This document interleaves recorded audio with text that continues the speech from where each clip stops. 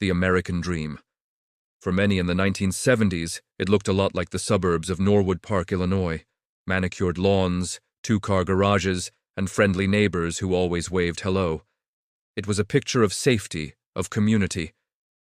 But behind one of those doors, a darkness was growing, a horror that would shatter this idyllic image forever. This is the story of a man who was a pillar of his community by day and a predator by night. This is the story of the killer clown, John Wayne Gacy. To his neighbors, John Gacy was a model citizen, a successful contractor, an active participant in local politics, and a beloved figure who entertained children at parties and hospitals as Pogo the Clown. He threw lavish backyard barbecues, his home a hub of social activity. People liked him, they trusted him. Gacy projected an image of wholesome, all-American success. He was a man who seemed to have it all, a man nobody would ever suspect of harboring a monstrous secret. But beneath this carefully constructed facade, a chilling, double life was unfolding. Young men and teenage boys in the Chicago area began to disappear. One by one, they vanished without a trace. Families were left frantic, plastering missing person posters on telephone poles, their faces etched with worry. The police were baffled.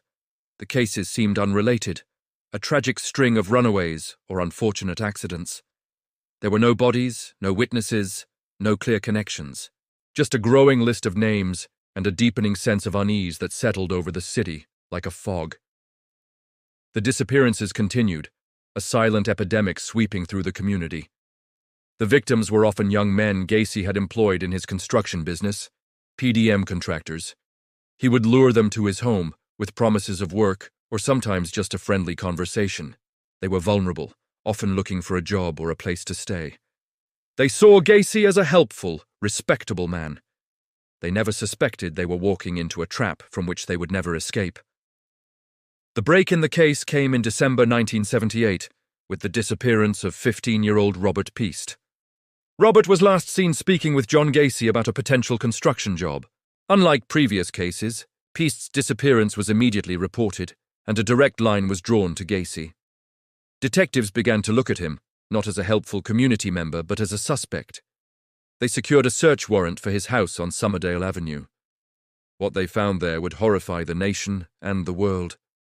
The first clue was a foul, unmistakable odor emanating from the crawl space. As investigators began to dig, their worst fears were realized. They unearthed human remains, and then more, and more. The neat suburban home was a graveyard. The crawl space, once a forgotten part of the house, had become a tomb for dozens of young men. The excavation was a grim, painstaking process that stretched on for weeks. Each discovery brought fresh horror. The sheer number of victims was staggering. Gacy had systematically murdered them, burying most right under his own feet. As the body count climbed, the media frenzy exploded. The story of the friendly neighborhood clown who was actually a serial killer became a global sensation. Newspaper headlines screamed the horrific details. The man who brought laughter to children was responsible for unimaginable suffering. Gacy was arrested and showed little remorse. During interrogations, he confessed, chillingly mapping out the locations of his victims' bodies in the crawl space. He spoke of his crimes with a detached, almost casual demeanor that stunned even the most seasoned detectives. The public was left to grapple with a terrifying question. How could someone commit such evil while hiding in plain sight? He was the wolf in sheep's clothing, the monster living next door. The final tally was beyond comprehension. In total, John Wayne Gacy murdered at least 33 young men and boys between 1972 and 1978. 29 were buried in the crawl space of his home, while others were disposed of in nearby rivers. He became one of the most prolific serial killers in American history. The name Pogo the Clown, once a source of joy, was now forever linked with terror. His colorful makeup became a mask for pure evil. The trial was a media spectacle. Gacy's defense team argued that he was insane, a victim of a dissociated personality, but the prosecution painted a picture of a cunning, manipulative predator who knew exactly what he was doing. They presented overwhelming evidence, including his detailed confessions. In March 1980, The jury found him guilty of 33 counts of murder. He was sentenced to death.